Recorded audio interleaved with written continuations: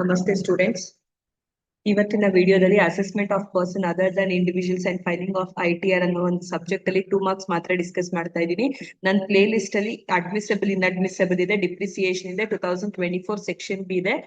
Due to some health issues ಇರೋದ್ರಿಂದ ನಾನು ಬರೀ 2 ಮಾರ್ಕ್ಸ್ ಮಾತ್ರ ಡಿಸ್ಪ್ಲೇ ಮಾಡ್ತಾ ಇದ್ದೀನಿ. ಸೊ ನೀವು ಅದನ್ನ ಓದ್ಕೊಳ್ಳಿ. ಮತ್ತೆ ಸೆಕ್ಷನ್ ಬಿ ಅಲ್ಲಿ ಇರುವಂತದ್ದು ಸೆಕ್ಷನ್ ಸಿ ಇಲ್ಲಿ ಎಲಾಬರೇಟ್ ಆಗಿ ಕೇಳುವಂತ ಚಾನ್ಸಸ್ ಇರುತ್ತೆ. ಲಾಸ್ಟ್ ಮಿನಿಟ್ ರಿವಿಷನ್ಗೆ ನೀವು ಈ 2 ಮಾರ್ಕ್ಸ್ ನ ರೆಫರ್ ಮಾಡಬಹುದು. What is meant by advance payment of tax? Advance payment of tax ಅಂದ್ರೆ ಮುಂಚಿತವಾಗ್ಲೇನೆ ಪೇ ಮಾಡಿ, ಇನ್ಸ್ಟಾಲ್ಮೆಂಟ್ ಅಲ್ಲಿ ಮುಂಚಿತವಾಗ್ಲೇನೆ ಪೇ ಮಾಡ್ಬಿಡ್ತಿರ್ತೀವಿ before final paying the tax ಅನ್ನೋದನ್ನ ಅಡ್ವಾನ್ಸ್ ಟ್ಯಾಕ್ಸ್ ಅಂತ ಕರಿತೀವಿ. Advance tax is the income tax paid in instalment during the financial year before the final assessment. ಅದನ್ನ ಅಡ್ವಾನ್ಸ್ ಟ್ಯಾಕ್ಸ್ ಅಂತ ಕರೀತಾರೆ. What do you mean by partnership deed ಅಂತ ಕೇಳಿದರೆ, partnership deed is written agreement among partners that specify the terms and condition of the partnership business. 2 or more persons join together and form a business. ಅದರಲ್ಲಿ deed ಅಂತಂದ್ರೆ agreement ಇರುತ್ತೆ. So ಅದನ್ನ partnership deed ಅಂತ ಕರಿತೀವಿ. Mention in two advantages of LLP. LLP ಅಂದ್ರೆ limited liability partnership. Limited liability of partners separate legal entity from its partners ಅಂತ ಹೇಳ್ತಾರೆ. ಇವ್ರದೇ ಆದ ಲಿಮಿಟೆಡ್ ಅಂದ್ರೆ ಎಷ್ಟು ಬಂಡವಾಳ ಹಾಕಿರ್ತಾರೆ ಅಷ್ಟಕ್ಕೆ ಮಾತ್ರನೇ ಸೀಮಿತವಾಗಿರ್ತಾರೆ. ಅವ್ರದೇ ಸಪರೇಟ್ ಲೀಗಲ್ ಎಂಟಿಟಿ ಇರುತ್ತೆ. So what is domestic company? A domestic company is a company registered in India under the companies act or the company whose income is taxable in India. ಅಂದ್ರೆ it is an income registered and form in India is known as domestic company ಅಂತ ಬರೆದ್ರು ಸಾಕು. Give the meaning of additional depreciation. Additional depreciation ಕೊಡುವಂಥದ್ದು plant and ಮೆಷಿನರಿಗೆ. Additional depreciation is an extra depreciation allowance available on purchase of new plant and machinery by specified business under the income tax act. Additional depreciation ಕೊಡುವಂಥದ್ದು plant and ಮೆಷಿನರಿಗೆ.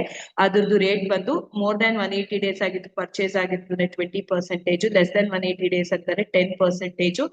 ಏನಕ್ಕೆ additional depreciation ಕೊಡುವಂಥದ್ದು ಅಂತಂದ್ರೆ, ಈ ಮೆಷಿನರಿಯಿಂದ ನಾವು production ಮಾಡ್ತೀವಿ. So ಅದಕ್ಕೆ normal plus additional ಎರಡು ಕೊಡುವಂಥದ್ದು. Who are working partners? Working partner are partners who actively participate in conducting the affairs and management of the business. ಅಂದ್ರೆ ಯಾರು ಬಿಸ್ನೆಸ್ ಇವೆಂಟ್ಸ್ ಅಲ್ಲಿ ಆಕ್ಟಿವ್ ಆಗಿ ಪಾರ್ಟಿಸಿಪೇಟ್ ಮಾಡ್ತಾರೆ ಅವ್ರನ್ನ ವರ್ಕಿಂಗ್ ಪಾರ್ಟ್ನರ್ಸ್ ಅಂತ ಕರಿತೀವಿ. What do mean by TDS? Tax deducted at source is a system under which the tax is deducted by the payer at the time of making specified payment and remitted to the government. ಅಂದ್ರೆ ಅವ್ರಿಗೆ credit ಆಗೋದಕ್ಕಿಂತ ಮುಂಚೆನೆ deduct ಆಗೋಗ್ಬಿಟ್ಟಿರುತ್ತೆ. So ಅದನ್ನ tax deducted at source ಅಂತ ಕರಿತೀವಿ. ಈಗ ನಿಮ್ಗೆ ಅಮೌಂಟ್ ಕ್ರೆಡಿಟ್ ಮಾಡಾದ್ಮೇಲೆ TDS ಕೊಡಿ ಅಂದ್ರೆ ಕೊಡಲ್ಲ. ಎಕ್ಸಾಂಪಲ್ ಇವಾಗ ಲೈಕ್ ನೀವು ಯಾವ್ದಾದ್ರು ಒಂದು ಬಿಗ್ ಬಾಸ್ ಅಲ್ಲಿ ಒಂದು 30 lakhs ಬಂದಿರುತ್ತೆ, ಈ ರೀತಿ ಬಂದಿದೆ ಅಂತಂದ್ರೆ TDS ಡಿಡಕ್ಟ್ ಆಗಿನೇ ಕೊಡೋದು.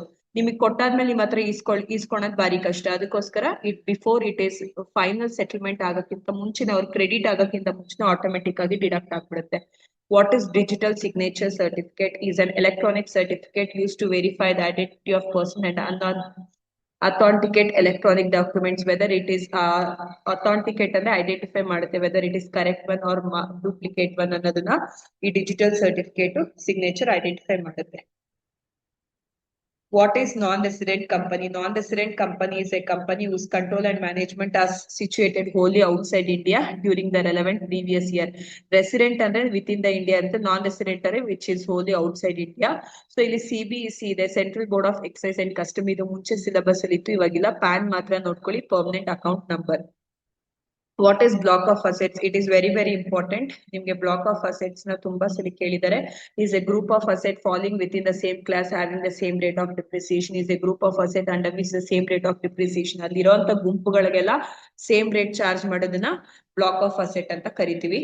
So self-assessment is a tax paid by an assessee on the basis of income computed by him after considering advance tax and TDS before filing the return of income. ಅವನೇ like assess ಮಾಡ್ಕೋತಾನೆ. So before paying the income tax ಮತ್ತೆ TDS returns ನ ಅಂತ ಹೇಳ್ಬೋದು.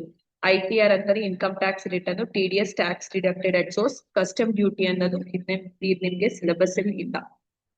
So advance payment of tax already ನಿಮ್ಗೆ discuss ಮಾಡಿದೀವಿ. Resident company is a company in India or whose place or effective management is in India during the. Non resident ಅಂದ್ರೆ outside India, resident ಅಂದ್ರೆ with in inside India. Who is A working partner, ಇದು ಕೂಡ discuss ಆಗಿದೆ. Partnership deed ಆಗಿದೆ ಅಂದ್ರೆ ನಿಮ್ಗೆ ಎಲ್ಲ question ಪೇಪರ್ದು ಇದು ಕೇಳಿರೋಂಥದ್ದು. ಸೊ ನಿಮ್ಗೆ ನೋಡಿ students, depreciation, inadmissible, admissible, allowable remuneration, TDS ಇದನ್ನೆಲ್ಲ ರೇಟ್ನೆಲ್ಲ ನೋಡ್ಕೊಳ್ಳಿ. ಸೊ ಅದಾದ್ಮೇಲೆ ಲಾಸ್ಟ್ ಮಿನಿಟ್ ಅಲ್ಲಿ ರಿವಿಷನ್ಗೆ ಅಂತ ಈ ಕ್ವೆಶನ್ಸ್ ನ ರಿವೈಸ್ ಮಾಡ್ಕೊಳ್ಳಿ. ಸೊ ನಾಳೆ ಎಕ್ಸಾಮಿನೇಷನ್ ಚೆನ್ನಾಗಿ ಮಾಡಿ.